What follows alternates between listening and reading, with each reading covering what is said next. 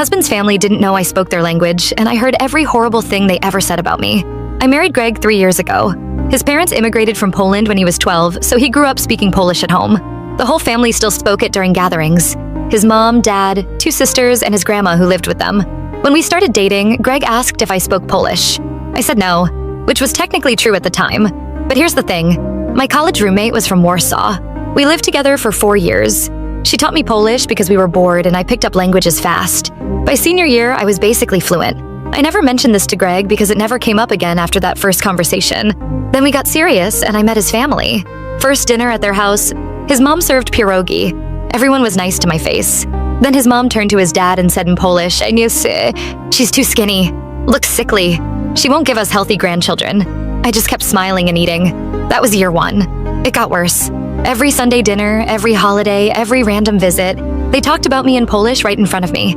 His sister Kasia said I was lazy because I worked from home.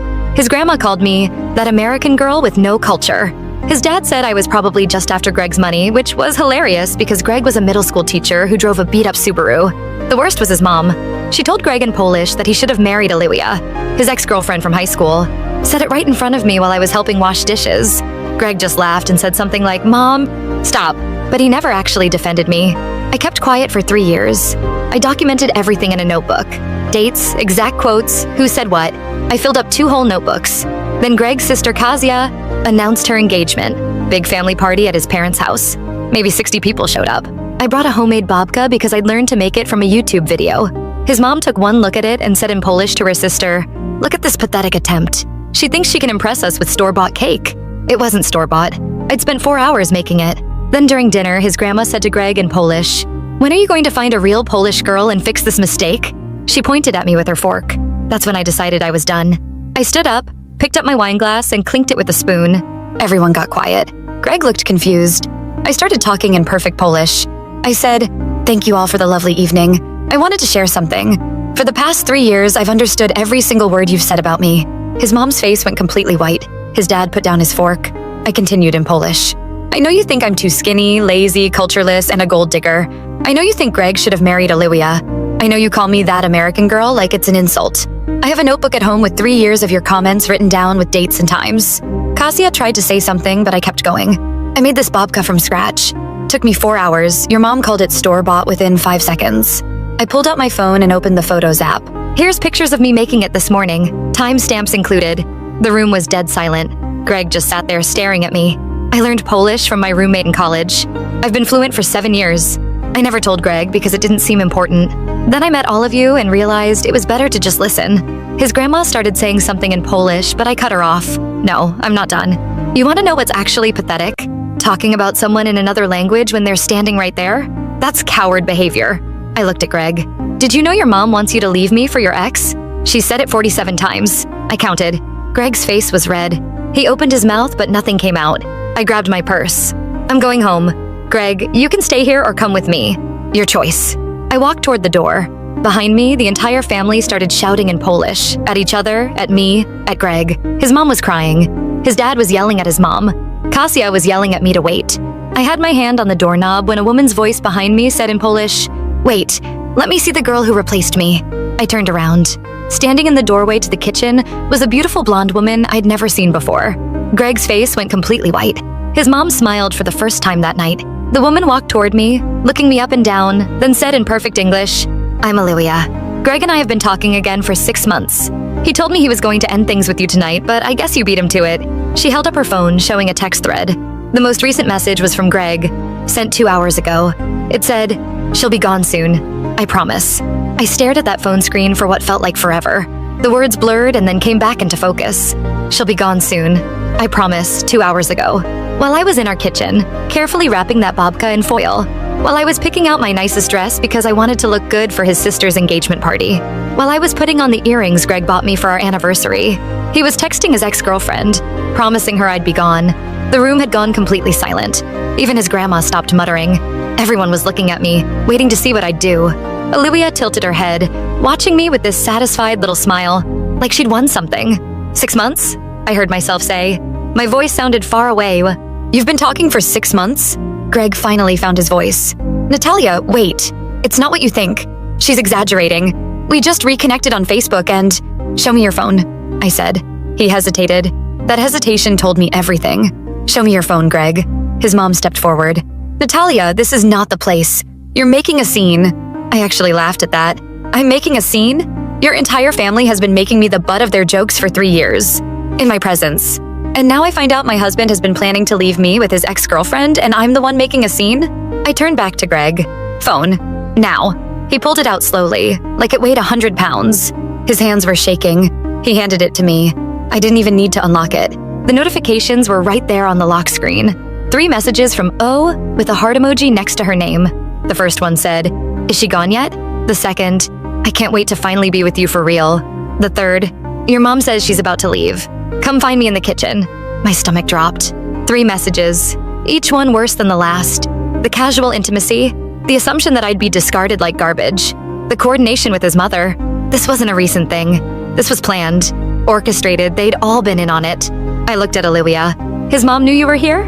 She shrugged. She invited me. Said tonight was the night Greg was finally going to fix his mistake. I turned to Greg's mom, Helena.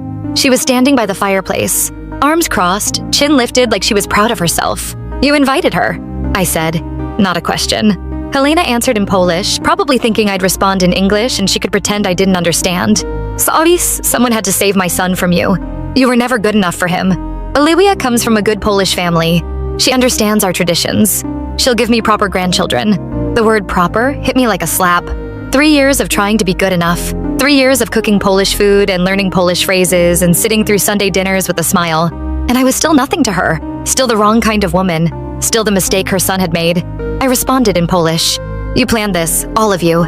This whole party, it wasn't about Kazia's engagement. It was about getting rid of me. Kazia at least had the decency to look uncomfortable. Natalia, I didn't know about Olivia being here. I swear. I thought tonight was just what?" I asked. "Just another opportunity to mock the American girl who doesn't belong? To remind Greg that he settled?" Greg reached for my arm. "Natalia, please, let me explain. Can we go somewhere and talk?" I pulled away from him. "What's there to explain? You've been talking to your ex for 6 months. Your mom invited her here tonight because you told her you were going to leave me. The text said, she'll be gone soon. What exactly needs clarification?" "It's complicated," he said. "No, Greg, it's actually really simple. You're a coward. You couldn't even break up with me like a normal person. You had to do it here, surrounded by your family with your ex-girlfriend waiting in the wings.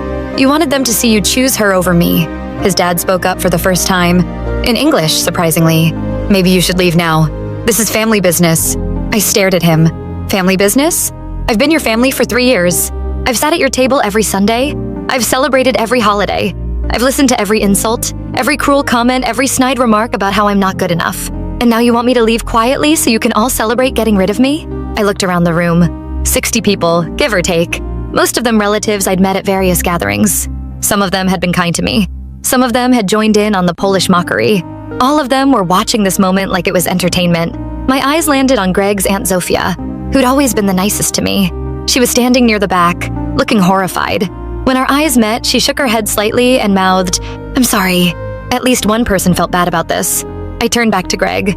"I want you out of the apartment by tomorrow night." His jaw dropped. "What?" "Natalia, it's my apartment too. The lease is in my name. My credit, my signature. You moved in with me, remember? Because your credit was too bad to qualify." That was true. When we'd first moved in together, Greg's credit score was in the low 500s from old student loans he'd ignored for years. I'd put everything in my name. The apartment, the utilities, even the internet. "You can't just kick me out," he said. "Watch me." Olivia stepped forward, looking less confident now. "Greg, I thought you said the apartment was yours." I couldn't help but smile. "Did he? What else did he tell you? That he owns a house? That he has savings?" Greg drives a 15-year-old Subaru with a crack in the windshield he's been ignoring for 6 months. He's got maybe $2,000 in his checking account. I've seen the statements. Greg's face went from white to red. "Natalia, stop. Why? You've been lying to both of us. Might as well clear the air." His mom stepped between us. "Enough. Natalia, you need to leave. Now. You've said your piece. You've embarrassed yourself and my family. Go." I looked at Helena. Really looked at her. This woman who'd smiled at me for 3 years while calling me worthless behind my back. Who'd served me food while wishing I'd disappear. Who'd hugged me at holidays while planning to replace me. "You know what, Helena? I feel sorry for you." She blinked. "What?" "I feel sorry for you. You spent 3 years hating someone you never bothered to know. You never once tried to understand me or accept me.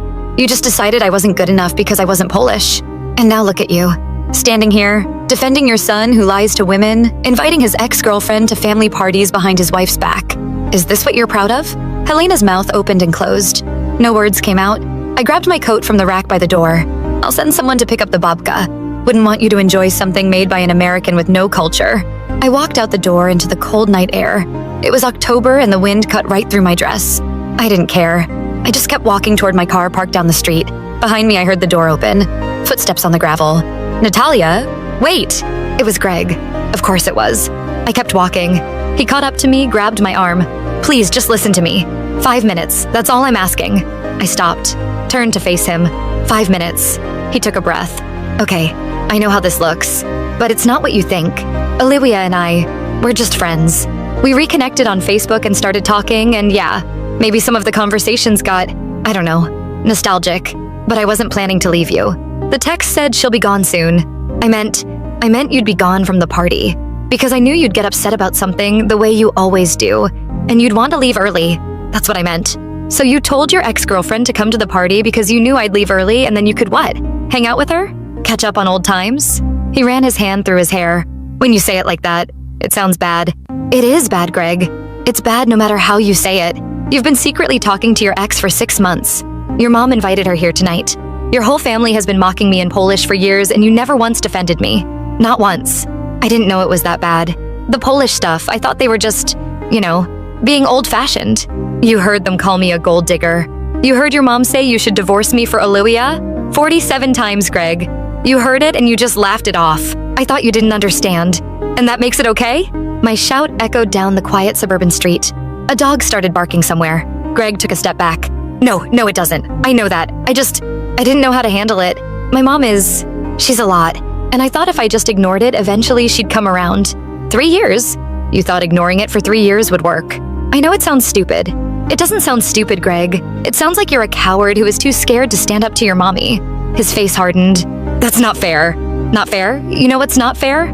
Sitting through dinner after dinner, hearing your family call me worthless, and having to smile because I thought at least my husband loved me. At least he didn't think those things. But the whole time you were letting them say it. You never once told them to stop. You never once said, hey, that's my wife you're talking about. You just laughed and changed the subject. I was trying to keep the peace. There was no peace to keep, but they hated me from day one. And instead of defending me, instead of being on my side, you were texting your ex-girlfriend and making promises about me being gone. The front door of his parents' house opened again. This time it was Olivia. She walked toward us, her heels clicking on the sidewalk. Greg, your mom wants to know if you're coming back inside. I looked at her, really looked at her. She was beautiful, tall, blonde, blue eyes. The kind of woman who probably never had to fight for anything in her life. The kind of woman Helena wanted for her precious son. He's all yours, I said. Olivia's confident expression faltered. What? I said he's all yours. Take him. You two deserve each other. I turned to Greg. I want you out by tomorrow night. You can pick up your stuff between 5 and 7 p.m. If you're not there, I'll put it on the curb. Natalia, come on. We can work this out. 3 years of marriage, 3 years of lies, 3 years of your family treating me like garbage, 3 years of you being too weak to stand up for me, and now 6 months of you sneaking around with your ex. There's nothing to work out. I got in my car, started the engine, and drove away. In my rearview mirror, I could see them standing there together, Greg and Olivia, his family's dream come true. I don't remember much of the drive home. I was operating on autopilot, my brain still trying to process everything that had happened. 1 minute, I was at an engagement party, ready to confront my in-laws about their years of insults. The next minute, I was finding out my husband had been planning to leave me so. I pulled into the parking garage of our apartment building, sat in the car for a long time. 10 minutes maybe. 20? I don't know. My phone kept buzzing. Greg, his mom, his sister, numbers I didn't recognize. I turned it off. When I finally went upstairs, the apartment felt different, emptier somehow, even though nothing had physically changed. Same couch we'd picked out together, same photos on the walls, same everything, but it all felt like a lie now. I walked through each room like I was seeing it for the first time. The bedroom where we'd slept every night, the kitchen where we'd made breakfast together on weekends, the spare room we'd talked about turning into a nursery someday. A nursery. God, we'd actually talked about having kids. I sat down on the edge of our bed and finally let myself cry. I cried for the marriage I thought I had, for the husband I thought I knew, for 3 years of hoping things would get better with his family, for all the Sunday dinners where I'd smiled through their cruelty, For every time I'd told myself it was okay, that they'd come around eventually, that Greg loved me even if his family didn't. I cried until my chest hurt and my eyes were swollen, and I couldn't cry anymore. Then I got up, splashed water on my face, and started planning. The first thing I did was take photos of everything in the apartment. Every piece of furniture, every appliance, every item in every drawer and closet. I documented it all because I knew what was coming. The arguments about who owned what, who paid for what, who got what in the end. I wasn't going to be caught off guard again. The second thing I did was go through our joint accounts. Greg didn't know this, but I had all the passwords. I'd set up the accounts after all. His credit was too bad to open them himself. I didn't touch any money. That would look bad in a divorce. But I screenshotted every transaction, every balance, every statement. I wanted a record of exactly how much was in each account before he could try to move anything. The third thing I did was call in sick to work the next day. I needed time. Time to think, time to plan, time to figure out what the hell I was going to do next. I fell asleep on the couch sometime around 3 a.m., still in my party dress. I woke up to someone pounding on the door. It was 9 a.m. The pounding was loud, insistent. "Natalia, open the door. We need to talk." Greg, of course. I didn't move, just lay there, listening. "Natalia, I know you're in there. Your car is in the garage. Please just let me in. I stayed at my parents' house last night. I didn't sleep at all. Please." More pounding. "Come on, Nat, this is ridiculous. It's my apartment too. You can't just lock me out." I got up, went to the door, and looked through the peephole. Greg was standing there in the same clothes from last night. He looked terrible. Unshaved, dark circles under his eyes, hair sticking up in all directions. Good. I opened the door but left the chain on. "What? Can I come in? Please? I just want to talk." "We talked last night. You lied to me for 6 months about talking to your ex. Your mom invited her to the party so you could dump me in front of everyone. What else is there to discuss?" "It wasn't like that. I swear, I didn't know Olivia was going to be there. My mom did that on her own. But you've been texting her for 6 months." He looked down. "Yeah, I have." "Were you sleeping with her?" "No, God no, we just talked, that's all. I swear on my life nothing physical happened." "Then why did your text say she'll be gone soon? Why would she think you were planning to leave me?" He was quiet for a long moment. "Greg, because I told her I was unhappy. I told her things weren't good between us. I told her I was thinking about ending it." There it was. The truth. "When? What? When did you tell her you were thinking about ending it?" "A few months ago.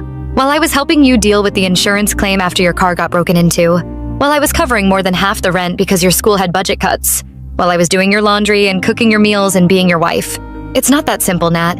It's exactly that simple. I was here, being your partner, and you were on your phone telling your ex-girlfriend that you wanted out. I was confused. Things have been hard. You've been distant since the stuff with my family. Because your family treats me like garbage." He flinched. I know they do. And I should have said something. I should have defended you. But I thought, I don't know. I thought you'd just learn to ignore it like I do. Ignore them calling me worthless? Ignore them saying I'm too skinny to have children? Ignore 47 instances of your mom suggesting you divorce me? When you list it all out, it sounds horrible. Yeah, because it is horrible. And you let it happen. For 3 years. While secretly complaining to your ex about how unhappy you were. He pressed his palm against the door. "What do you want me to say, Natalia? I messed up.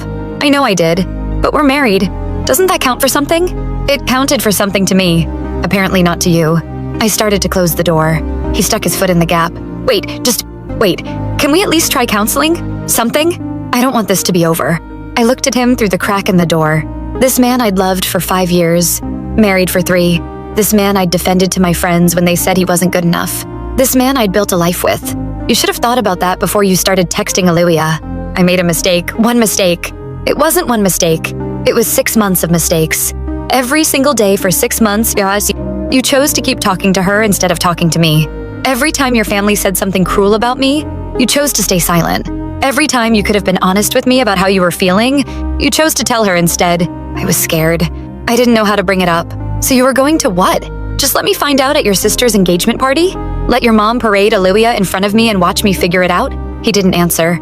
His silence was answer enough. I want you out by 7 tonight. Don't be late.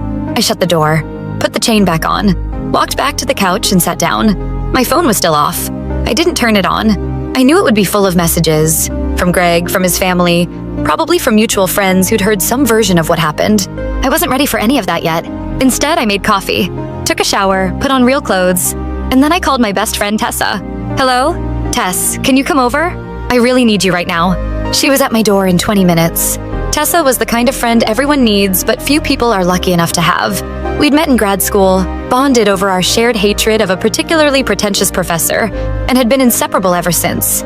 She took one look at me and pulled me into a hug. I saw the texts from Greg.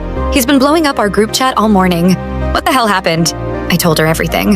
The 3 years of Polish insults, the notebooks I'd filled with their cruel comments, the Babka incident, the confrontation, Olivia showing up, the text messages, all of it. By the time I finished, Tessa's face was a mix of fury and disbelief. Are you kidding me? His mom actually invited the ex-girlfriend to the party? Apparently they'd been planning it for a while. Greg told Olivia he was going to end things with me. His mom was just helping things along. That's psychotic. That whole family is psychotic. They're not psychotic, they're just Polish. Tessa gave me a look. Don't do that. Don't make excuses for them. Cultural differences don't explain actively trying to break up your son's marriage. She was right. I knew she was right. We sat in silence for a while. Tessa made us both cups of tea, chamomile, the good stuff she kept for emergencies. I wrapped my hands around the warm mug and tried to organize my thoughts. Can I ask you something? Tessa said. Sure. Did you really have no idea about Olivia? Not even a hint? I thought about it. Really thought about it. There were things I ignored, I admitted. Greg was protective of his phone the last few months, always turning it face down on the table, taking calls in another room. I told myself it was work stuff, parent conferences, school drama, whatever. But it wasn't. It wasn't. And the thing is, I think I knew. Some part of me knew, but I didn't want to believe it, you know? Because if I believed it, then I'd have to do something about it. And doing something felt too hard. Tessa reached over and squeezed my hand. That's not weakness, Nat. That's being human. Is it? Because it feels pretty pathetic right now. You spent 3 years trying to make something work that was designed to fail. His family set you up from day one. They decided you weren't good enough before you'd even said hello. Nothing you did was ever going to change their minds. Then why did I keep trying? Because you loved him. Because you believed in marriage. Because you're the kind of person who doesn't give up. She paused. Those aren't bad qualities. They're actually really good qualities. They just got exploited by really bad people. I thought about all the Sunday dinners, all the effort I'd put into learning Polish phrases, cooking Polish food, understanding Polish traditions. I tried so hard to fit into a family that had already decided I didn't belong. And Greg had watched me try. He'd watched me struggle. He'd watched me fail. And instead of helping me, instead of standing up for me, he'd been texting his ex-girlfriend about how unhappy he was. The betrayal hit me fresh all over again. Not just the lie about Olivia, but the years of passive acceptance. All those times he could have said something, done something, been on my side, and he'd chosen silence instead. So what are you going to do? She asked. I told Greg to be out by tonight. Tomorrow I'm calling a lawyer. Good, you need to protect yourself. Do you have separate finances? I shook my head. We have joint accounts for most things, but I took screenshots of everything last night. I know exactly how much is in each account. Smart. What about the apartment? Lease is in my name. He can't fight me on that. Tessa nodded approvingly. Okay, so you have the apartment. What about his stuff? He can take whatever belongs to him. The furniture is mostly mine. I had it before we got married. The TV is his. Some books, his clothes. That's about it. And if he tries to take more? I documented everything last night. Photos of every single item. Tessa smiled for the first time since she'd arrived. Look at you, thinking ahead. I'm proud of you, Nat. I didn't feel like someone to be proud of. I felt like someone whose entire life had just imploded. What am I supposed to do now, Tess? I'm 32 years old and my marriage is over. Everything I thought I knew was a lie. First you survive today, then you survive tomorrow. That's all you have to do right now. One day at a time. We spent the next few hours making a list. Things I needed to do. Cancel joint credit cards, change passwords on shared accounts, contact a divorce lawyer, update emergency contacts at work, tell my parents, God. They'd been so happy when I married Greg. My mom especially. She'd always worried that I'd be alone. Do you want me to be here when he comes to get his stuff? Tessa asked. Would you? I'm not going anywhere. At 5 p.m. sharp, there was a knock on the door. Greg was back, this time with Kazia, his sister. I opened the door but didn't step aside. Why is she here? Kazia held up her hands. I'm just here to help carry things. I swear. I'm not going to make trouble. I looked at Greg. You have 2 hours. Your stuff is already boxed up in the bedroom. Take what's yours and leave. He walked past me without a word. Kazia followed, shooting me an uncomfortable glance. Tessa and I sat in the living room while they moved boxes. Neither of us spoke. The sound of drawers opening and closing echoed through the apartment. At one point, Greg came out carrying a lamp. This was a wedding gift. From my aunt. It stays. Natalia, it stays, Greg. He put the lamp down and went back to the bedroom. By 6:45, they'd loaded everything into Greg's car. Books, clothes, his gaming system, a few kitchen items I'd agreed to let him have. It all fit in his beat-up Subaru with room to spare. Standing in the doorway, Greg looked like he wanted to say something. He kept opening his mouth, then closing it again. "Just go," I finally said. "I never meant to hurt you." And yet here we are. He nodded slowly, turned, walked down the hallway. Kasia lingered for a moment. "For what it's worth," she said quietly. "I didn't know about Olivia. I knew my family was harsh about you, but I didn't know about the rest of it. I'm sorry. Sorry doesn't fix 3 years of cruelty. I know. I wanted you to know that not all of us were in on it." She left, following her brother to the elevator. I closed the door, put the chain on, leaned my forehead against the cool wood and breathed. It was over. He was gone. Tessa appeared beside me. "You okay?" "No, but I will be." The next few weeks were a blur of paperwork and emotions. I hired a divorce lawyer, a woman named Priscilla who came highly recommended by Tessa's cousin. Priscilla was no-nonsense, direct, and exactly what I needed. She reviewed all my documentation and said I had a solid case for a quick, clean divorce. "He'll probably try to drag it out," she warned. "Guilt can make people petty. But with the lease in your name and clear evidence that you didn't commingle your inheritance from your parents, you should be fine." I'd forgotten about that. My grandmother had left me $40,000 when she passed away 2 years ago. I'd kept it in a separate account, never touching it. Greg had wanted me to put it toward a house, but something had stopped me. Call it intuition. "He can't touch that money," Priscilla confirmed. "It's clearly separate property." At least something was going my way. Greg's family didn't take the divorce quietly. Helena called me 3 times the first week, leaving increasingly hostile voicemails. "You're tearing this family apart. You never deserved my son. Olivia will be a much better wife than you ever were." The third message was the longest. Helena went on for nearly 5 minutes about how I'd deceived everyone, how my Polish was probably basic at best, and I'd been pretending to understand more than I did, how I'd manipulated Greg into marrying me and then destroyed him when things didn't go my way. I saved every voicemail. Priscilla said they might be useful if Helena tried to interfere with the proceedings. Greg called too, multiple times. His messages were different, less hostile, more pleading. He wanted to explain. He wanted me to understand. He wanted another chance. I didn't answer any of his calls. Not because I was trying to punish him, but because there was nothing left to say. The man I'd married had been lying to me for months, possibly years. Every explanation he could offer would just be more words from someone who'd proven his words couldn't be trusted. My therapist, I started seeing one about 2 weeks after the engagement party, helped me understand why I needed to maintain distance. "Right now, Greg represents trauma," she said. Her name was Dr. Elaine, and she had this calm way of speaking that made everything feel manageable. Every conversation with him reopens the wound. You need time to heal before you can even think about closure. What if I never get closure? Closure is a myth, she said. What people call closure is really just acceptance. Accepting that something happened, that it hurt, and that it changed you. You don't need Greg's participation for that. She was right. I didn't need anything from Greg or his family. I just needed to put one foot in front of the other and keep moving forward. The mutual friends were harder. Some people chose Greg's side immediately, mostly the ones who'd known him longer. Others reached out to offer support but didn't want to get in the middle of things. A few, like Tessa, stood firmly with me. It's amazing how quickly you learn who your real friends are when your life falls apart. 3 weeks after the engagement party, I got an unexpected call.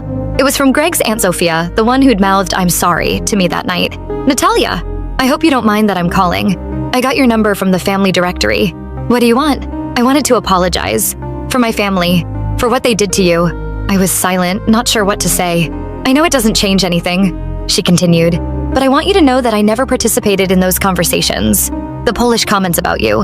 And I always thought it was wrong, but I wasn't brave enough to say anything. I'm ashamed of that. Why are you calling me now?" Because what Helena did at the engagement party, inviting Olivia, setting all of that up, it was evil. There's no other word for it. And I told her so. I told her she destroyed her son's marriage and she should be ashamed of herself. What did she say? Zofia laughed bitterly. She said Greg deserved better, that you were never right for him. She'll never admit she was wrong.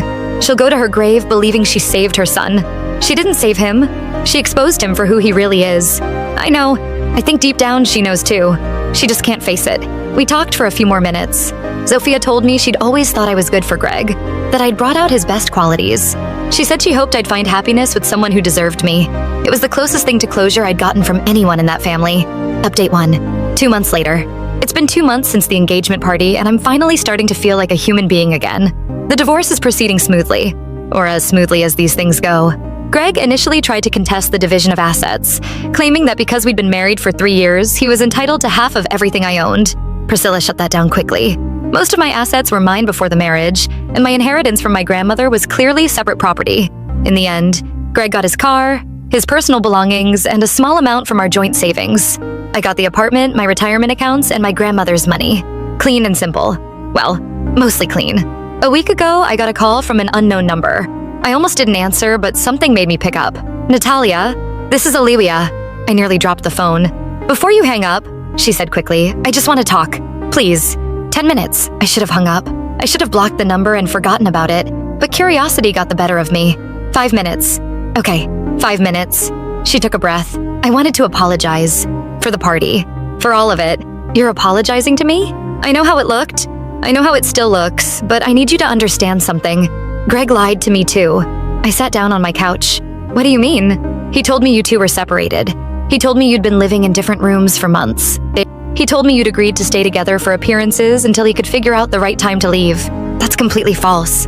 I know that now, but I believed him. I believed everything he told me. He was so convincing, Nat. So sincere. He made me feel like I was rescuing him from a loveless marriage. I thought about all the times Greg had looked me in the eye and told me he loved me. All the mornings he'd brought me coffee, all the evenings we'd spent watching TV together, all the nights he'd held me close and whispered about our future. He'd been good at lying. I knew that now. Why are you telling me this? I asked. Because 2 weeks ago, I found out he was doing the same thing to me. What? Talking to another woman. Someone he works with. He'd been texting her for a month, telling her the same things he told me. That we were on the rocks, that he was looking for a way out, that she made him feel things he hadn't felt in years. I didn't know whether to laugh or cry. So he cheated on you too. Emotionally, at least. I don't know if it went further. I didn't stick around to find out. You left him? 2 days ago. I packed my stuff and moved in with my sister. There was a certain cosmic justice to this. Greg, who'd been secretly texting his ex while married to me, had then secretly texted someone else while dating his ex. The man couldn't commit to anything except dishonesty. I'm sorry, Olivia said. I know that doesn't mean much coming from me, but I truly am. I was so sure I was doing the right thing. So sure you were the villain in this story, and I was completely wrong. What did Helena say when you left? Olivia laughed humorlessly. She blamed me, said I must have done something to push Greg away, said a real Polish woman would have fought harder for her man. Sounds familiar. I should have known. She talked about you the same way before I moved in with Greg. Always criticizing, always finding faults. I was so arrogant. I thought it would be different with me because I was what she wanted. Helena doesn't want anything except control over her son. I know that now. We talked for longer than 5 minutes. By the end of the call, I didn't consider Olivia a friend. She'd still been a willing participant in destroying my marriage. But I understood her better. She'd been manipulated by Greg just like I had. Just another casualty of his inability to be honest with anyone, including himself. After we hung up, I sat in the quiet apartment and thought about Greg. Right now, he was living back with his parents, starting over at 35 with nothing but a beat-up Subaru and a family that would always make excuses for him. He'd lost me. He'd lost Olivia. He'd probably lose whoever came next. Because the problem had never been me, or Olivia, or any woman. The problem was Greg, a man who'd rather lie to everyone around him than face a single hard conversation. I almost felt sorry for him. Almost. The weeks that followed Olivia's call were strange. I'd expected to feel vindicated. Greg had gotten exactly what he deserved, right? His ex had left him for the same reasons I had. He was alone, living with his parents, probably hearing his mom tell him that the next woman would be the one. But vindication wasn't what I felt. Mostly, I just felt tired. Tired of thinking about Greg. Tired of analyzing what went wrong. Tired of being defined by my failed marriage. I threw myself into work. I'm a data analyst for a healthcare company. Not glamorous, but stable and intellectually satisfying. My boss, a woman named Renata, noticed the extra hours I was putting in. Everything okay? She asked one afternoon, going through a divorce. I said, no point in hiding it. I'm sorry to hear that. Take whatever time you need. We can be flexible with your schedule. I didn't take time off. I didn't need time to sit and think. I needed time to be useful, to accomplish things, to feel like more than someone's ex-wife. 3 weeks later, I got promoted. Not directly because of the extra work. Renata assured me I'd been in line for it for a while. But the timing felt significant, like the universe was telling me that my life wasn't over. It was just different. I used my first bonus check to buy new sheets for my bed. Greg had picked out the old ones. A gray geometric pattern that I'd never liked but had accepted because he'd been so excited about them. The new sheets were white with tiny yellow flowers. Bright, cheerful, completely mine. It's the small things that help you reclaim your life. Update 2, 4 months later. I hadn't expected to see Greg again. After the divorce was finalized, we had no reason to interact. No kids, no shared property, no lingering financial ties. I figured we'd just fade out of each other's lives. I was wrong. 4 months after the engagement party, I walked into a coffee shop near my office, and there he was, sitting in the corner, staring at his laptop. He looked thinner than I remembered, paler. I could have turned around and left. Probably should have, but something made me walk up to his table instead. Greg. He looked up. His face went through about 6 expressions in 2 seconds. Surprise, guilt, hope, fear. Natalia, hi, wow. Can I sit down? Yeah, yes, of course. I slid into the chair across from him. Neither of us said anything for a moment. You look good, he finally said. Really good. Thanks. How have you been? Fine. Better. Getting there. I paused. I heard about Olivia. He flinched. She told you? She called me a couple months ago. Wanted to apologize and mentioned that she'd caught you doing the same thing to her that you did to me. Greg closed his laptop, rubbed his eyes. I really messed up, Nat. Yeah, you did. I've been in therapy, twice a week, trying to figure out why I do the things I do. That's good. My therapist says I have avoidant attachment patterns. I sabotage relationships when they get too serious because I'm afraid of being trapped. She says it probably stems from my mom being so controlling when I was growing up. Your mom. I know how that sounds. Like I'm making excuses. I'm not. I'm just trying to understand. I thought about Helena. The way she controlled every aspect of Greg's life. What he ate, who he dated, what kind of wife he should have. The way she'd invited Olivia to the engagement party without telling him, confident that he'd go along with it because he always went along with it. Maybe there was something to his theory, but understanding the cause didn't erase the damage. I'm glad you're getting help, I said. Really, but I hope you're doing it for yourself, not because you think it'll change anything between us. I know we're over. I'm not delusional. He looked at me with those same brown eyes I'd fallen in love with years ago. I just wanted you to know that I'm trying to be better, for whoever comes next, so I don't hurt them the way I hurt you. Good. Can I ask you something? Depends on what it is. Are you happy? The question caught me off guard. I thought about Everett, about Professor Waffles, about my new apartment and my job promotion and my growing sense of self. Yeah, I said. I am. For the first time in a long time, I actually am. Greg nodded slowly. Something flickered across his face. Regret, maybe. Or just sadness. That's good. That's really good. He paused. I'm sorry, Nat. I know I said it before, but I mean it. I'm sorry for all of it. I know. And I know sorry doesn't fix anything. It doesn't. But I needed you to hear it anyway. I looked at him. This man who'd been my husband, my partner, my everything. This man I'd built dreams around. This man who'd let me down in every way that mattered. You know what the hardest part is? I said. What? The hardest part isn't the lying or the cheating or even your family's cruelty. The hardest part is looking back and realizing I never really knew you. The man I fell in love with, the one who brought me flowers for no reason and stayed up late talking about our future, was he even real? Or was he just a version of yourself you were trying to be? Greg was quiet for a long moment. I think I wanted to be him, he finally said. That version, the good husband, the person you deserved. But wanting to be someone and actually being them are different things. Yeah, they are. We sat in silence for another minute. Then I stood up. Take care of yourself, Greg. You too, Nat. I left without looking back. It wasn't the dramatic confrontation I might have fantasized about in the early days. No yelling, no accusations, no tears. Just two people who used to be everything to each other, acknowledging that they were nothing now. It was sad, but it was also freeing. That night, I went home and thought about our conversation for hours. I'd gotten what I needed. Not closure exactly, but something like acceptance. Greg was who he was.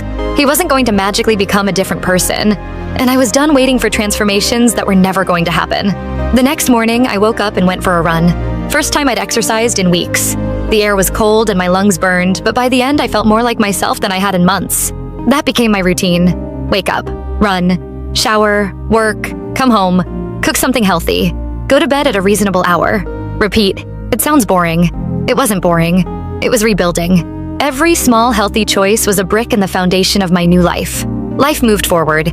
I started dating again. Carefully, slowly. A guy from my gym named Bennett asked me out for drinks.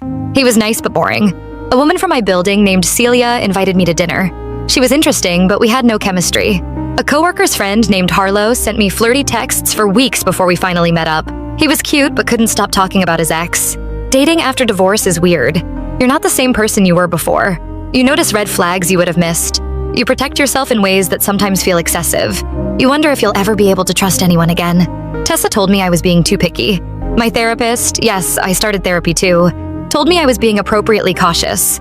My mom told me I should be grateful that any man was interested at all. I tried to ignore all three of them and just trust my own instinct. 6 months after the engagement party, I went to a housewarming party at Tessa's new apartment. She'd finally moved out of her shoebox studio and into a real one-bedroom with actual closet space. "There's someone I want you to meet," she said, pulling me toward the kitchen. "His name is Everett. He works with my boyfriend. He's recently divorced too. I think you'd really hit it off." "Tess, I don't need to be set up. I know you don't need to be. But he's cute and smart and genuinely one of the good ones. Just talk to him for 5 minutes. If you hate him, you never have to see him again." She was so excited that I couldn't say no. Everett was standing by the counter, pouring himself a beer. He was taller than I'd expected, with dark curly hair and a nervous smile. When Tessa introduced us, he shook my hand a little too firmly. "Sorry," he said immediately. "I'm bad at parties. I tend to overcompensate with aggressive handshakes." I laughed. I once knocked over an entire table of appetizers at a work event because I was trying to wave at someone. We all have our party disasters. An entire table? Shrimp everywhere. I still can't eat seafood without feeling phantom shame. He grinned. And just like that, we were talking. I learned that Everett was a high school English teacher who loved science fiction and terrible puns. His wife had left him 2 years ago for her yoga instructor. He had a golden retriever named Professor Waffles. He'd grown up in a small town in Oregon and still called his parents every Sunday. He wasn't Greg. He wasn't the opposite of Greg either. I'd learned that wasn't the goal. He was just Everett, his own person, with his own baggage, trying to figure out life after heartbreak. We exchanged numbers at the end of the night. He texted me the next day. Not playing games, not waiting the appropriate amount of time. Just a simple message. "I really enjoyed talking to you. Would you want to get coffee sometime?" I said yes. Update 3. 1 year later, I need to tell you about what happened at Kazia's wedding. Yeah, Greg's sister actually got married. The engagement party where my entire life imploded? That was just the beginning for her and her fiancé, a guy named Patrick. They got married a year later. I wasn't invited, obviously, but Tessa had been doing some light social media stalking on my behalf. "Just keeping tabs on the family," she said. "Know your enemy." So she saw when Kazia posted about the wedding date and venue. I didn't plan to think about it much. Why would I? That family had nothing to do with me anymore. But then a week before the wedding, I got a letter. An actual physical letter. Handwritten, delivered to my apartment. It was from Zofia, Greg's aunt, the one who'd called to apologize months ago. "Dear Natalia," it began. "I know this is unexpected. I'm writing because something has happened, and I believe you deserve to know about it. The wedding next weekend will be more eventful than anyone anticipates. Helena has arranged for Greg to give a speech, and she's helped him write it. The speech includes some unkind things about you. Helena wants to use the occasion to clear the family name and blame you publicly for the divorce. I've tried to convince her this is wrong, but she won't listen. I believe you should know what's being planned. I'm sorry I can't do more. Zofia." I read the letter 3 times. Then I called Tessa. "You're not going to believe this." Tessa came over immediately. She read the letter, then threw it on the coffee table in disgust. "Are you kidding me? She's going to use her daughter's wedding to trash talk you? That woman is genuinely unhinged." "It's Helena. I'm not surprised." "What are you going to do?" I thought about it. My first instinct was to do nothing. Let them say whatever they wanted. I didn't need to defend myself to people I'd never see again.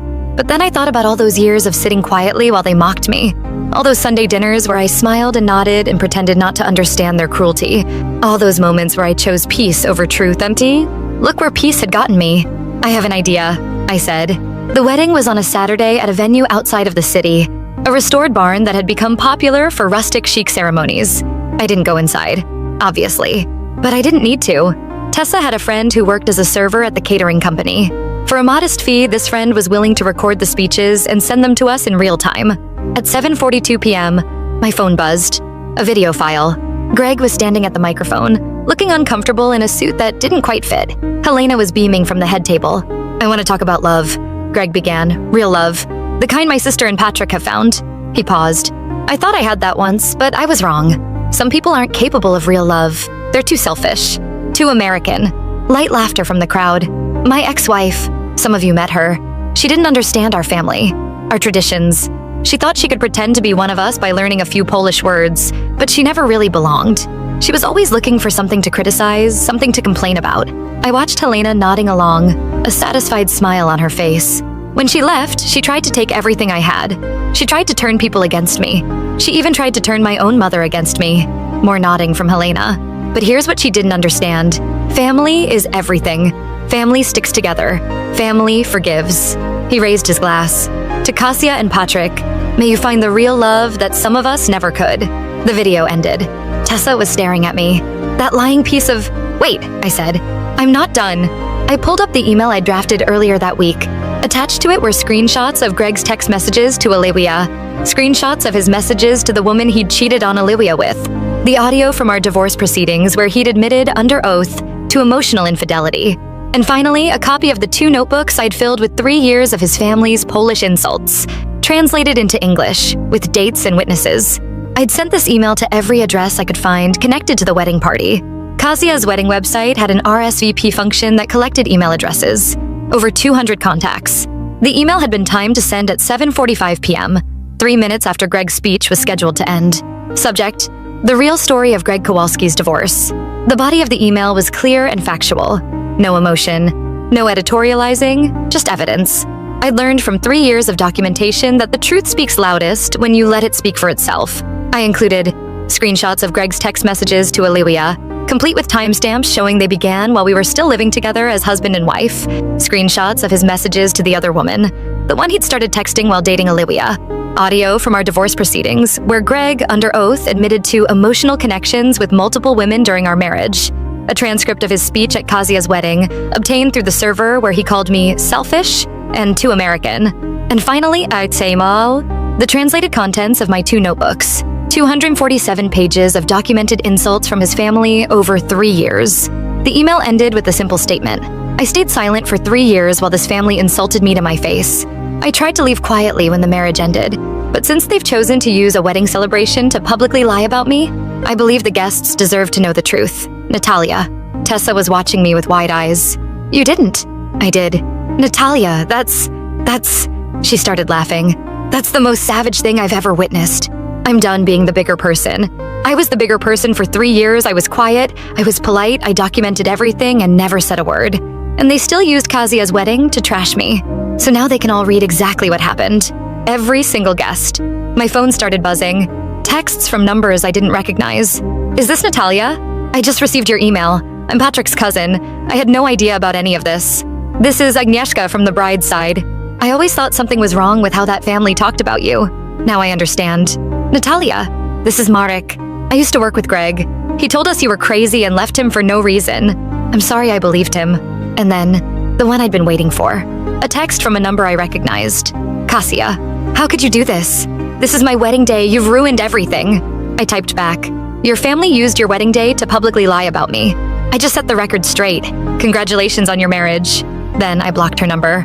The fallout from the wedding was spectacular. According to Zofia, who called me the next day, Helena had completely fallen apart when people started checking their phones during the reception. The guests who'd received my email started whispering, then talking openly, then confronting Greg and Helena directly. Greg had tried to claim the emails were fabricated, but too many people recognized the text message format. Too many details matched what they'd privately observed over the years. Kazia had burst into tears and locked herself in the bridal suite. Patrick had gotten into a shouting match with his new father-in-law. The reception had ended 2 hours early. It was chaos, Zofia said, with what sounded like barely suppressed glee. Absolute chaos. Helena kept screaming that you'd ruined everything. But honestly, most people were saying she got what she deserved. I didn't want to ruin Kazia's wedding. Maybe not. But you didn't start this, Natalia. They did. They chose to use her wedding as a platform to attack you. You just responded. I thought about that for a long time after we hung up. Had I gone too far? Part of me thought yes. Kazia hadn't known about Greg's speech, probably. She'd been caught in the middle of her mother's vendetta. But another part of me remembered all those Sunday dinners, all those comments about how lazy I was, how cultureless, how unworthy. Kasia had participated in those. She'd called me pathetic. She'd laughed at her mother's jokes. She wasn't innocent. None of them were. A month later, I moved. Not far, just a different neighborhood. But I wanted a fresh start. New apartment, new coffee shops, new grocery store, places where no one knew my history. Everett helped me carry boxes up 4 flights of stairs. We'd been dating for 6 months by then. Official, exclusive, meeting each other's parents official. He knew everything about the Greg situation. I'd told him on our 3rd date, figuring he might as well know what he was getting into. His response had been simple. That family sounds terrible. And for what it's worth, I would never let anyone talk about you like that. Not even my own mom. It was such a small thing. Such an obvious thing. But after 3 years with Greg, it felt revolutionary. You okay? Everett asked, setting down a box of books. You've been quiet, just thinking about how different things are now. Good different? I looked around my new living room. Boxes everywhere. Afternoon light streaming through the windows. Professor Waffles sprawled on my new couch, shedding golden fur on the yellow flower sheets I'd washed and kept. Yeah, I said. Good different. Final update. 2 years later. It's been 2 years since the engagement party where my marriage ended. 2 years since I stood in front of Greg's entire family and finally spoke the truth. I'm sitting in my apartment, a different one now. Bigger, with a balcony that catches the sunset. Writing this update because something happened today that made me realize the story is finally over. I saw Helena. I was at the grocery store debating between 2 types of olive oil when I heard someone say my name. I turned around, and there she was. Greg's mother, the woman who'd spent 3 years trying to destroy me and then blamed me when it worked. She looked older, thinner. The confident woman who'd presided over Sunday dinners and orchestrated ex-girlfriend ambushes was gone. In her place was someone who looked tired and small. Natalia, she said again. I didn't expect to see you here. I live in this neighborhood now. Oh. She clutched her shopping basket like a shield. I heard you'd moved. We stood there awkwardly for a moment. 2 people who'd once shared holiday meals and now had nothing to say to each other. How is Greg? I asked. I didn't really want to know, but the silence felt unbearable.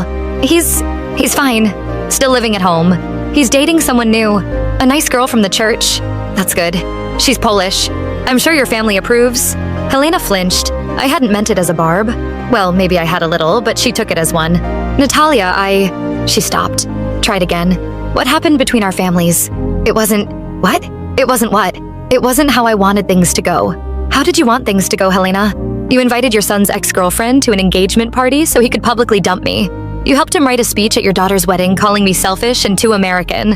Which part of that wasn't how you wanted it to go? She looked down at her basket. Produce and dairy and the mundane necessities of life. I thought I was helping him, she said quietly. I thought you were wrong for him. I thought he'd be happier with someone else. And is he? Happier? She didn't answer, which was answer enough. I'm happy, I said. I have a good job. I'm in a healthy relationship. I have friends who respect me and a life that I built myself. I'm doing great. I'm glad. I don't need you to be glad, Helena. I don't need anything from you. I haven't for a long time. I picked up both olive oils and put them in my basket. Decided I'd figure it out at home. Goodbye, Helena. I walked away. Didn't look back. Didn't need to. When I got home, Everett was on the couch with Professor Waffles, grading essays. We'd moved in together 3 months ago. His books mixed with mine on the shelves. His coffee cups next to mine in the cabinet. Our lives intertwined in all the small, ordinary ways that matter. You okay? He asked, looking up. You've got a weird expression. I just saw Greg's mom at the grocery store. Oh, he set down his pen. How was that? Strange? She seemed diminished, like all the fight had gone out of her. Did she say anything? She tried to explain, or justify. I don't know. I didn't really let her finish. Good for you. I sat down next to him, leaning into his warmth. Professor Waffles immediately tried to climb into my lap. I used to fantasize about that moment, you know? Confronting her, telling her exactly what I thought of her. I imagined yelling, crying, making her understand how much she'd hurt me. And instead I just felt done. Not angry anymore. Not hurt. Just done. He put his arm around me. That's called healing. It looks good on you. I thought about everything that had happened since that engagement party. The divorce, the fallout, the emails I'd sent to the wedding guests, the months of therapy and self-reflection, the new apartment, the new relationship, the new life. Greg had tried to break me. His family had tried to break me. And instead, I'd broken free. I never did find out what happened to those 2 notebooks. The ones I'd filled with 3 years of Polish insults. I might have thrown them away. I might have burned them. I honestly can't remember. They don't matter anymore. What matters is this. I survived. Not just survived, thrived. I took the worst thing that ever happened to me and turned it into a new beginning. My husband's family didn't know I spoke their language. They said terrible things about me for 3 years. They tried to destroy my marriage from the inside. And when that wasn't enough, they brought in the ex-girlfriend to finish the job. But here's what they didn't understand. The same persistence that let me listen to their cruelty for 3 years also let me rebuild my life after it ended. The same stubbornness that made me document every insult also made me refuse to give up when everything fell apart. They thought I was weak. They thought I was pathetic. They thought I'd crumble. They were wrong. Last week, I got a wedding invitation. Tessa's finally getting married to her boyfriend of 5 years. You have to come, she said when I called to RSVP. You literally have to. I've already told my coordinator that if you're not in the front row, the whole thing is canceled. I'll be there. With Everett? With Everett. Good. I need someone to help me translate if any of his Polish relatives start saying weird things about me behind my back. I laughed. They won't. His family is normal. Yeah, but just in case. You never know with in-laws. She was joking, but she had a point. You never do know. That's the scary part of loving someone. You're not just choosing them, you're choosing everyone who comes with them. But here's the thing I've learned. You can't control other people. You can't make them accept you or respect you or treat you the way you deserve. All you can control is how you respond. I spent 3 years hoping Greg's family would change. They didn't. They never would have. The only thing that changed was me. I got stronger, strong enough to walk away, and that made all the difference. Everett proposed last month. It wasn't fancy. We were cooking dinner together, nothing special, just pasta and salad, when he turned off the stove and said, "Can I ask you something?" Sure. He wiped his hands on a dish towel, took a deep breath, then got down on one knee. My heart stopped. I knew what was coming, but somehow I still wasn't prepared. He pulled out a ring, a simple diamond on a silver band. Not flashy, not expensive looking, just perfect. "I know you've been through this before," he said. His voice was steady, but I could see his hands trembling slightly. "I know you have reasons to be scared. I know marriage didn't work out the first time, and I know that makes this harder for you." "Everett, let me finish, please." He took another breath. "I'm not Greg. I'm never going to let anyone talk bad about you. Not my family, not my friends, not anyone. I'm never going to hide things from you. If I'm unhappy, I'll tell you. If something's bothering me, I'll talk to you about it. I'm going to be honest even when it's hard, and I'm going to choose you every single day." Professor Waffles, sensing something important was happening, came over and sat down next to Everett. His tail wagged uncertainly. "I love you, Natalia. I love how strong you are. I love how you rebuilt your life after everything fell apart. I love that you document everything important in notebooks and that you make the best coffee I've ever tasted and that you always check on Professor Waffles before we leave the apartment." I was crying now.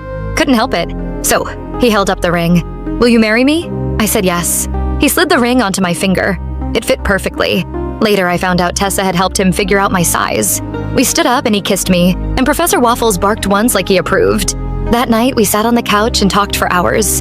About the wedding, small, intimate, nothing like my first one. About our future, where we'd live, whether we wanted kids, what we wanted our lives to look like in 5 years, 10 years, 20. "Are you scared?" Everett asked. "A little," I admitted. Marriage didn't exactly work out for me before. I know, but I'm more excited than scared. Does that make sense? It makes perfect sense. We're getting married next spring. Small ceremony, just family and close friends. His parents are flying in from Oregon. My parents are coming from across the country. Tessa is my maid of honor. No Polish-speaking relatives, no ex-girlfriends lurking in the kitchen. No secret insults, no hidden agendas. Just two people who love each other, committing to a future together. That's the happy ending I never thought I'd get. If you're reading this and you're in a situation like mine, a partner who won't defend you, a family that doesn't accept you, years of small cruelties that add up to something unbearable, I want you to know something. You can leave. You can walk away. You can start over. It won't be easy. It'll hurt in ways you can't imagine. You'll question yourself. Wonder if you're overreacting. Convince yourself that maybe it'll get better if you just wait a little longer. But it won't get better. Not unless something changes. And sometimes the only thing you can change is your own situation. I lost 3 years of my life to a man who didn't deserve me and a family that hated me. I can't get those years back, but I can make sure I don't lose anymore. So here I am, 35 years old, engaged to a man who treats me like I matter, surrounded by friends who have my back, building a life that's entirely my own. The woman who sat through years of Polish insults with a smile on her face is gone. In her place is someone who knows her worth and won't settle for anything less. Greg's family thought they were getting rid of me. Instead, they set me free. And for that, only for that, I'm almost grateful. Bonus update. What happened to everyone? People keep asking me what happened to all the players in this drama. So here's the update you've been waiting for. Greg is still living with his parents, the nice Polish girl from church that Helena mentioned. They broke up after 4 months. According to Zofia, who still updates me occasionally, the girl got fed up with Helena's constant interference. Apparently, Helena tried to plan their entire relationship, where they'd eat, where they'd vacation, when they'd get engaged. The girl finally told Greg that until he stood up to his mother, she couldn't be with him. Greg didn't stand up to his mother. Big surprise. He's now 37, living in his childhood bedroom. So, teaching middle school history and grading papers at the same kitchen table where his mom used to insult me. I don't feel sorry for him. He had every opportunity to choose differently, and he chose his mother every single time. Helena is still Helena, but her power in the family has weakened. After the wedding fiasco, when I sent those emails to all the guests, her reputation took a hit. Extended family members who used to look up to her started seeing her differently. Some of them even apologized to me directly, saying they'd had no idea how bad things really were. The worst blow for Helena came about 6 months after Kazia's wedding. Greg's dad, Tomasz, finally snapped. 50 years of marriage, and he'd spent most of it silently accepting whatever Helena dictated. But something about the wedding embarrassment broke something in him. He moved into the basement, started spending weekends at his brother's house. According to Zofia, he told Helena that he was ashamed of how they treated me, and he was even more ashamed that he'd never said anything. They're still married. Divorce isn't really done in their family, but they live like roommates. Tomasz eats dinner in the basement. Helena eats dinner in the kitchen. Greg eats dinner wherever seems least uncomfortable, which changes by the day. Kasia and Patrick are still together. Their marriage survived the wedding disaster. Barely. Patrick's family was furious about the whole thing, and there were some tense holidays for a while. But eventually things calmed down. Kasia never reached out to apologize to me. I didn't expect her to. She's her mother's daughter, after all. Some patterns are hard to break. The one silver lining, I heard from Zofia that Kasia has been pushing back against Helena more lately, standing up for herself, setting boundaries, refusing to participate in the endless criticism sessions. Maybe watching what happened to her brother's marriage scared her. Maybe she doesn't want to end up like him. Olivia landed on her feet. Last I heard, she'd moved to a different city and started fresh. She reached out to me one more time, about a year after she left Greg. Said she wanted to thank me for being gracious when she'd called, and that talking to me had helped her see things clearly. I wished her well. I meant it. She wasn't my enemy, she was just another person Greg had deceived. We both deserved better than him. As for my family, they've been amazing through all of this. My mom cried when I told her what had really been happening at those Sunday dinners. She'd known something was wrong, she said. She'd seen how tired I looked after visiting Greg's family, but she hadn't wanted to interfere. I should have asked, she said. I should have paid more attention. It's okay, Mom. I didn't tell anyone what was happening. How could you have known? My dad was less verbal about it, but he showed up in his own way. He drove 6 hours to help me move into my new apartment. He built me a bookshelf from scratch, painted it yellow to match my new bed sheets. He hugged me when he left and said, "I'm proud of you, kiddo." Those 4 words meant more than any speech he could have given. And Tessa. God, I don't know what I would have done without Tessa. She was there for every breakdown, every angry rant, every 2 a.m. phone call when I couldn't sleep. She never once told me to calm down or get over it or see things from Greg's perspective. Your feelings are valid, she said. Your anger is valid. Feel whatever you need to feel. That's what a real friend does. They don't try to fix you or manage you or minimize your pain. They just sit with you in the darkness until you find your way back to the light. There's one more thing I need to tell you. Remember those notebooks I mentioned? The ones where I documented every Polish insult for 3 years? I found them last week. They were in a box I hadn't unpacked yet. One of those boxes that follows you from apartment to apartment without ever being opened. I sat on the floor and read through them.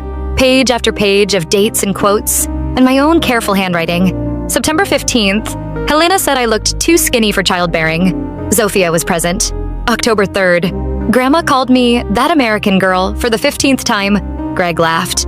November 22nd, Kasia said working from home wasn't a real job. Helena agreed. December 25th, Christmas dinner. Helena told Greg in Polish that she'd prayed for him to find someone better. I was sitting 3 feet away. 247 pages. 2 notebooks front and back. 3 years of cruelty. Meticulously recorded. I thought about burning them, making some kind of symbolic ritual out of it, releasing the past, letting go, moving on. But then I had a different idea. I typed up every single entry, organized them by date, by person, by type of insult, created a document that was 47 pages long. Then I sent it to Greg. No message, no explanation, just the document. His response came 3 hours later. I had no idea it was this bad. I didn't write back, because here's what I realized. Greg always knew. He heard those comments. He was there for every dinner, every holiday, every random visit. He chose not to acknowledge it. He chose to stay silent. He chose to prioritize his mother's comfort over his wife's dignity. I had no idea isn't an apology. It's an excuse. And I'm done accepting excuses from people who had every opportunity to do better. Everett asked me once if I had any regrets. Regrets about what? I asked. About Greg. About the marriage. About all of it. I thought about it for a long time. I regret staying as long as I did, I finally said. I regret hoping things would change when they clearly weren't going to. I regret all the energy I spent trying to win over people who had decided to hate me before they even met me. But I don't regret the experience. Everything that happened, it made me who I am now. It taught me what I want in a relationship, what I won't tolerate, what I deserve. I never would have found you if I hadn't gone through that. He kissed my forehead. I'm glad you found your way to me. Me too. Update from 2 weeks ago. The wedding planning is going well. We found a venue, a small garden space that fits about 50 people. Exactly what we wanted. Everett's parents are ecstatic. His mom keeps sending me Pinterest boards with flower arrangements and table settings. His dad calls every week to ask if there's anything he can help with. My parents are equally thrilled. My mom has already picked out her dress. My dad is practicing a speech that he swears won't be too long or embarrassing. Tessa is fully in maid of honor mode. She's created spreadsheets, timelines, backup plans. She says she won't let anything ruin this wedding. Nothing? I asked. Nothing. I will personally tackle anyone who tries to cause drama. I've been doing CrossFit. I can take them. I believe her. Be real with me. Did I handle that the right way? And if you were in my shoes, what would you have done? If this story pulled you in, hit follow and subscribe so you don't miss the next one. And if you've got a story of your own, send it in. We'll adapt it and share it with everyone.